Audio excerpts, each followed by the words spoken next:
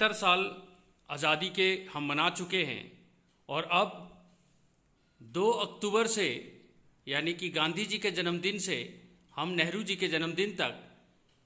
ये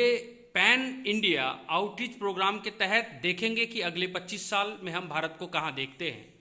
हमने ये जो आपके स्क्रीन पे आर्टिकल 39A और ये नालसा का जो इंसिनिया है इसके बारे में व्हाट व्हेन हाउ और पैन इंडिया आउटरीच प्रोग्राम के बारे में यानी संपूर्ण भारत में जो हम ये अवेयरनेस प्रोग्राम चला रहे हैं इसके बारे में हमने ऑलरेडी आपको बताया हुआ है। भारत का संविधान आपकी स्क्रीन पर है और इस संविधान के तहत जो हमारे मार्जिनलाइज्ड लोग हैं यानी कि हमारे अनुसूचित जाति और जनजाति के भाई बहन, हमारे दिव्यांग, हमारे मानसिक तौर पर परेशान यानी मेंटली इल, इन सब के अधिकारों के बारे में हमारे PLVs, हमारे पैनल लॉयर्स, हमारे रिटेनर लॉयर्स, हमारे फ्रंट ऑफिस या village legal support care centre में बैठे हमारे पैरालीगल वॉलेंटियर्स या हमारे आशा वर्कर्स या हमारे आंगनवाड़ी या लीगल जो एड क्लिनिक है, लीगल सर्विस क्लिनिक, हमारे स्टूडेंट्स कॉलेज के या हमारे NGOs या हमारे लॉ के स्टूडेंट्स, पर्टिकुलरली जो 4th और 5th सेमेस्टर में हैं। क्यों इतनी बड़ी टीम बनाई गई है? क्यों हम जेल से लेकर, बाजार से लेकर, नुक्कड़ से लेकर गांव-गांव तक हम भारत के 6.7 लाख गांव में इस 45 दिन में जा रहे हैं। प्रोग्राम की शुरुआत फ्लैग ऑफ सेरेमनी से हमने प्रभात फेरी से कर ली है, लेकिन आज हम डिटेल में आपसे डिस्कस करेंगे ये pan India awareness and outreach programme जो है ये हम क्यों बना रहे हैं और क्या ये केवल बाकी प्रोग्राम्स की तरह एक ऐसा प्रोग्राम होगा जो हुआ और ख़त्म हो गया, या इसका इम्पैक्ट एनालिसिस होगा, बेस्ट सक्सेस स्टोरीज जो होंगी हमारे PLVs के द्वारा या फिर हमारे किसी भी स्टेक होल्डर के द्वारा उसको media, social media, TV, electronic और प्रिंट मीडिया के तहत पब्लिश किया जाएगा। DLSA जो है वो सालसा के अंडर और सालसा नालसा के अंडर एक स्ट्रेटेजी के रूप में एक पूरे फोकस तरीके से काम कर रही है। दशहरा और दिवाली हर साल मनाते हैं, लेकिन इस बार के दशहरा और दिवाली और ज़्यादा धूमधाम से मनाते हुए हमारे स्टेक होल्डर्स, मार्जिनलाइज्ड सोसाइटी जिसमें ट्रांसजेंडर्स हैं, जिसमें अनुसूचित जाति और जनजाति हैं, गरीब लोग हैं, विक्टिम कॉम्पेंसेशन है, उनको आसान भाषा में, उनकी ही भाषा में इंफॉर्मेशन मटेरियल शेयर करते हुए वर्चुअल या फिर फिजिकल हाइब्रिड मोड में सोशल प्रोटोकॉल का ध्यान रखते हुए महत्वपूर्ण जानकारी देंगे, जिसमें फंडामेंटल राइट होगा, फंडामेंटल ड्यूटी होगा। सरकार के जितने भी स्कीम हैं, चाहे वो दिव्यांग भाइयों के लिए हैं, चाहे मेंटली रिटार्टेड या मेंटली इल पर्सन या औरतों के लिए या विक्टिम कॉम्पेंसेशन, जो भी सरकारी स्कीम है 638 लाख करोड़ रुपये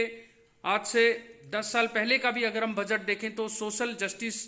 पे सरकार खर्चती है। लेकिन ये देखा गया है इतने बेहतर कानून, इतना बेहतर संविधान जो आज से आप देख सकते हैं 24 जनवरी 1950 को जो 3 कॉपियां बनी थी और 26 जनवरी को इम्प्लीमेंट किया गया था, 64 मिलियन उस जमाने के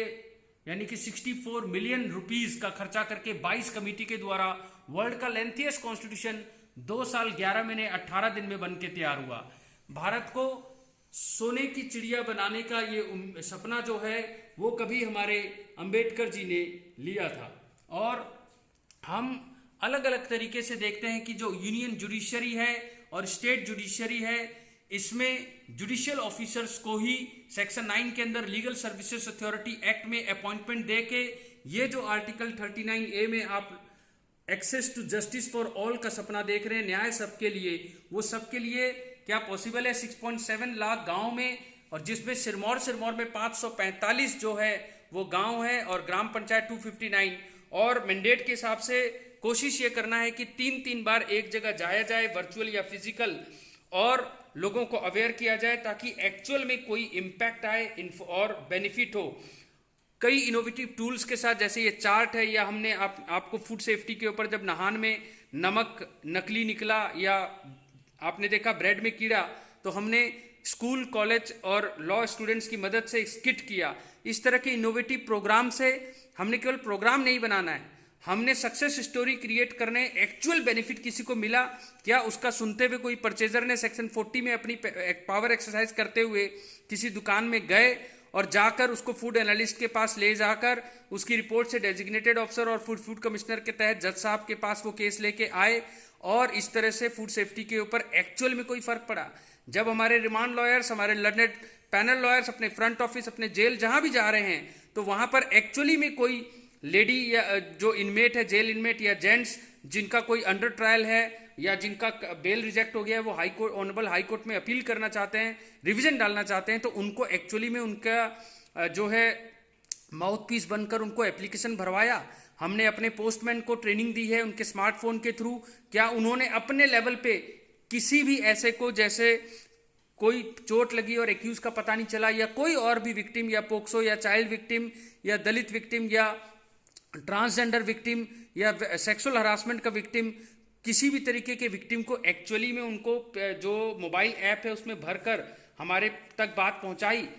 कौन सा लीगल एड, कौन सा लीगल सर्विस, कितने एक्चुअली में काउंसल दिए गए, क्या एक्चुअल में हमने दिया, ना कि हम केवल पेपर वर्क करें। और इसीलिए आपसे ये एक्सपेक्टेड है कि आप अपने फोटोग्राफ्स बिल्कुल क्लियर भेजें। आपको जो फॉर्मेट दिया गया एनेक्सर 1, एनेक्सर 2, आप उस पर्टिकुलर फॉर्मेट के हिसाब से कितने लोगों ने पार्टिसिपेट किया, कितने दलित भाई थे, कितने लड़कियां, कितने लड़के, कितने बच्चे, कि हर बंदे का और पार्टिसिपेशन कितनों ने किया, कितनों को पैम्फलेट आपने बांटे,